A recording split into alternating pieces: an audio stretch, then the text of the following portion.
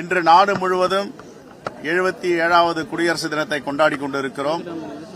இந்த குடியரசுடைய வரலாறு 1930 லாகூர் கான்பரன்ஸ், இந்த லாகூர் மாநாட்டத்திலே ஜவஹர்லால் நேரு அவர்கள் அகில இந்திய காங்கிரஸ் கமிட்டி மாநாட்டில் தலைவராக தேர்ந்தெடுக்கப்பட்டார். தேர்ந்தெடுக்கப்பட்டவுடன் தலைவர் மகாத்மா காந்தி அவர்களும் மோதிலால் நேரு அவர்களும் ஜவஹர்லால் நேரு அவர்களும் அவர் பதவி பிரமாணம் எடுக்கும் பொழுது ஒரு பிரகடனத்தை ஏற்படுத்தினார்கள். அதுதான் பூரண சுயராஜ். ஜனவரி 26, 1930, 26 ஜனவரி 1930. இந்த பூரண சுயராஜ் என்பதுதான் பிற்காலத்தில் குடியரசு தினமாக அறிவிக்கப்பட்டது. 1930 வருடம் வருடம் ஜனவரி 26 சுதந்திர நாளாக கொண்டாடி இருந்தார்கள். 1947 ஆகஸ்ட் 15 நாம் விடுதலை பெற்றோம். 1949 நவம்பர் 26 அரசியலமைப்பு சட்டம் எழுதி முடிக்கப்பட்டது.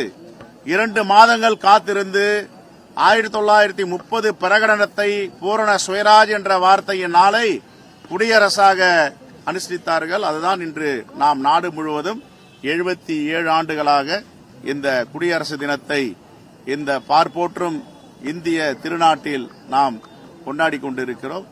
எப்படியெல்லாம் இந்த சுதந்திரம் கிடைத்தது, எப்படி அரசியலமைப்பு சட்டம் உருவாக்கப்பட்டது, எப்படி நாடு குடியரசு ரிபப்ளிக் ஆஃப் இந்தியாக ஆனது என்பதை பற்றியெல்லாம் இந்த தலைமுறைக்கு எடுத்துச் செல்ல வேண்டிய காலகட்டத்தில் நாம் இருக்கிறோம்.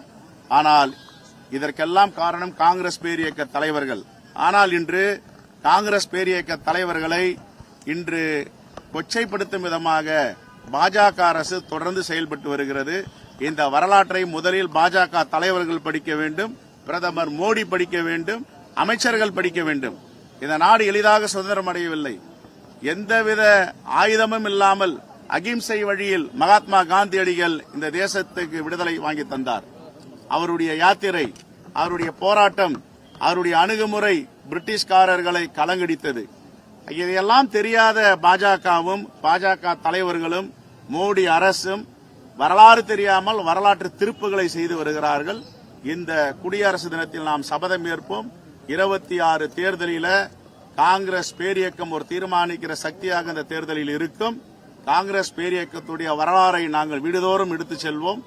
வருகின்ற 1ஆம் தேதி பாத யாத்திரையை துவங்கி இருக்கிறோம். அந்த பாத யாத்திரை என்பது மகாத்மா காந்தி பெயரில் தாங்கிய ஊரக வேலைவாய்ப்பு உறுதி சட்டத்தை சிதைக்க நினைக்கும் மோடி அரசை எதிர்த்து இந்த பாத யாத்திரை தொடரும். 1ஆம் தேதி சென்னை மண்டலத்தில், கன்னியாகுமரி மண்டலம், கோயம்புத்தூர் மண்டலம், திருச்சி மண்டலம், இப்படி பல மண்டலங்களில் பிரித்து இந்த பாத யாத்திரை மேற்கொண்டிருக்கிறோம். இன்று சிறப்பு விருந்தினராக எங்களுடைய அகில இந்திய காங்கிரஸ் கமிட்டியின் பொறுப்பாளர் திரு கிரீஷ் சோடங்கர்ஜி அவர்கள் வந்திருக்கிறார். அவரை குடியேற்ற வைத்ததில் நாங்கள் பெருமகிழ்ச்சி அடைகிறோம். தேங்க்யூ.